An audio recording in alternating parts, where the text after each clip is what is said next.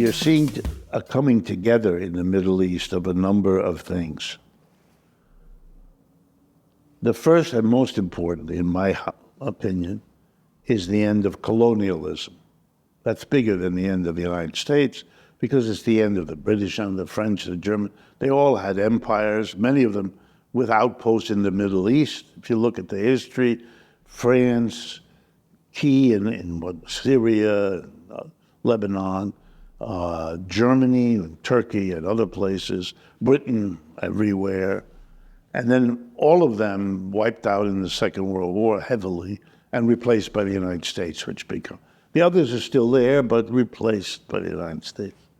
So that area of the world is part of a revolution that really starts in the first half of the 20th century and then really takes off in the second half and continuing. And that is a rejection of being a colonial subordinate. Not finished, not by a long shot. One big struggle happened in the first half of the 20th century when they kind of got themselves together and I'm exaggerating, but simplify.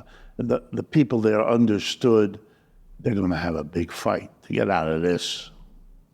Second half, they took the first big step, political independence. Now, in the 21st century, they're dealing with the economic independence, which they do not have, and they're bitter.